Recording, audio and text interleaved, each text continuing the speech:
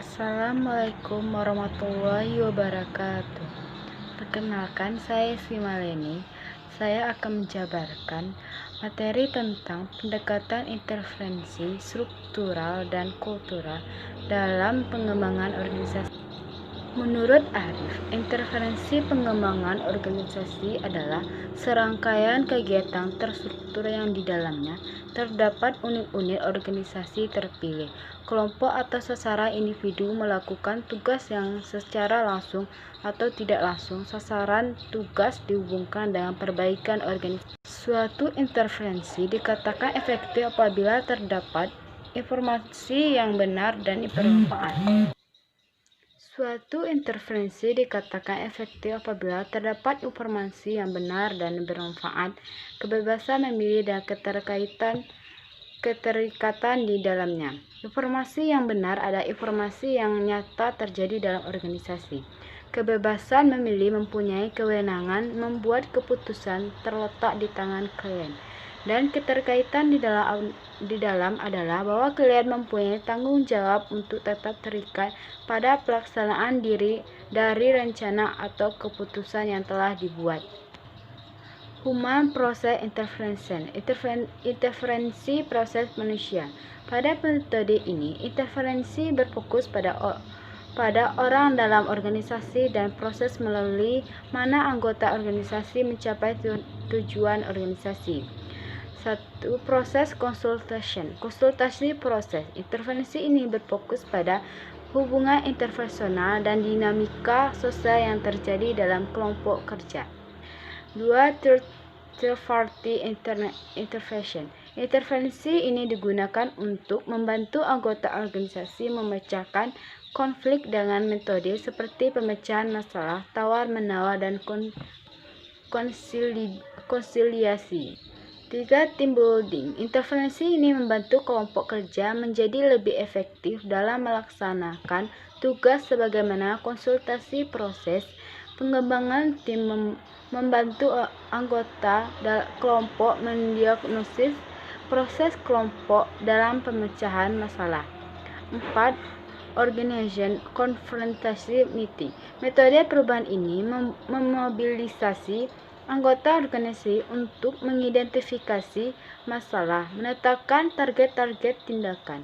Intervensi ini diterapkan ketika organisasi mengalami stres dan ketika manajemen membutuhkan untuk mengatur rekod dalam rangka pemecahan masalah.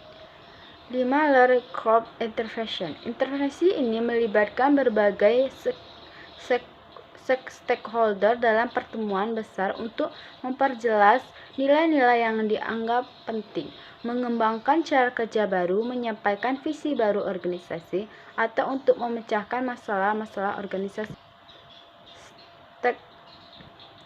Teknostruktural intervention. Metode intervensi ini berfokus pada perubahan struktur dan desain organisasi, sehingga lebih cenderung pada aspek infrastruktur organisasi. Menurut Cheming dan Worley, pendekatan teknostruktural berfokus pada peningkatan teknologi organisasi, misalnya metode tugas dan desain pekerjaan, dan struktur, misalnya pembagian kerja dan hierarki.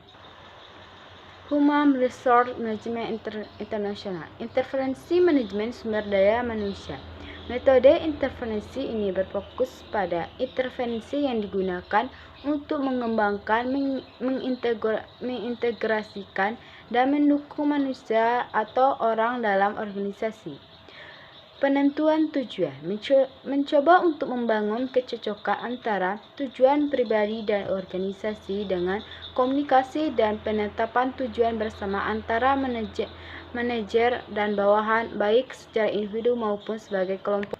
Sistem penghargaan intervensi ini yang terlibat dalam perencanaan imbalan organisasi untuk meningkatkan kepuasan karyawan dan kinerja berfokus dua metode perubahan, perencanaan dan pengembangan karir. Intervensi ini bertujuan untuk membantu orang memilih organisasi dan jenjang karir dan mencapai tujuan karir.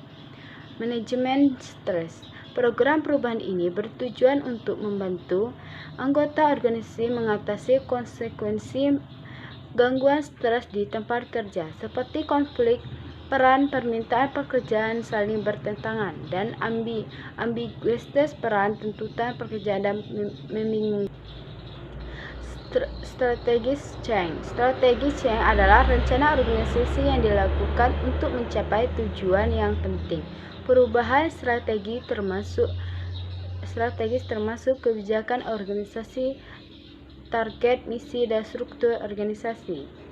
Fokus utama pada upaya-upaya mengorganisir sumber daya yang dimiliki oleh organisasi untuk meningkatkan keuntungan kompetitif dalam lingkungan.